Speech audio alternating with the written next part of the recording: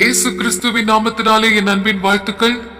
இந்த ஞாயிறு ஆராதனையிலும் கலந்து கொள்ளும்படி வந்திருக்கிற உங்கள் அனைவரையும் இயேசுவின் நாமத்தில் வாழ்த்துகிறேன். இந்த ஞாயிறு ஆராதனைக்கு ஆரம்பமாக நம் தலைகளை தாழ்த்தி ஜெபம் செய்யலாம். ஜெபம். எங்களை நேசிக்கிற அன்புள்ள தேவனே, இந்த அருமையான நாளிலும் எங்களை கூட்டி இணைத்திருக்கிறீர். இந்த ஆராதனையில் கர்த்தருடைய கிருபை, உம்முடைய பிரசன்னம் இருக்கட்டும். எங்களிடத்தில் எதை எதிர்பார்க்கிறீரோ அதை எங்களோடு கூட நீர் பேச நாங்கள் எங்களை ஒப்புக் கொடுக்கிறோம். இயேசுவின் நாமத்தினால் பிதாவே, ஆமென். அருமையான தேவ ஜனங்களே, இன்றைக்கு ஆண்டவருடைய செய்திகளுக்கு நேராக நாம் கடந்து செல்லலாம்.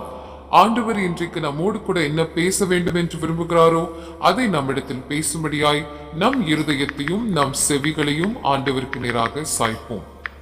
கர்த்தருடைய வார்த்தை இவ்வாறாக கூறுகிறது: என்னுடைய வீடு எல்லா ஜனத்திற்கும் ஜெப வீடு, ஆனால் அதை நீங்கள் கள்ளர் குகையாக்குகிறீர்கள் என்கிற ஆண்டவருடைய வார்த்தை இன்றைக்கு நம்ம காதுகளில் தொனிக்கிறது. ஆனால் தேவனை நாம் பல நேரங்களில் அசட்டை பண்ணுகிறவர்களாய் இருக்கிறோம். ஆண்டவர் நம் மத்தியில் இருக்கிறார் என்பதை உணர்ந்து கொள்ளாது ஜீவித்துக் கொண்டிருக்கிறோம்.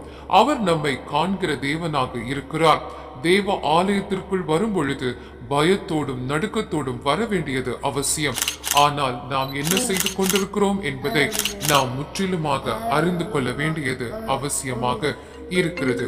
இன்றைக்கு கர்த்தர் உங்களோடு கூட பேசுகிறதை நீங்கள் கேட்பீர்களானால், இன்றைக்கு ஆண்டவர் உங்களோடு கூட பேசுகிறதை அறிந்து உணர்ந்து ஜெபித்து நீங்கள் மனம் திரும்ப ஆண்டவர் விரும்புகிறார். எனக்குரிய கணம் எங்கே என்று ஆண்டவர் நம்மை பார்த்து கேட்கிறார்.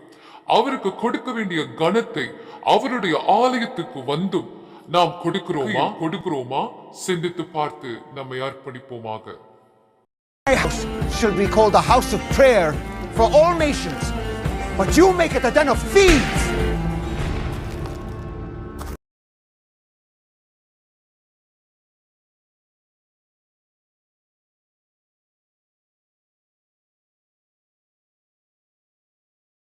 My house should be called a house of prayer for all nations, but you make it a den of thieves.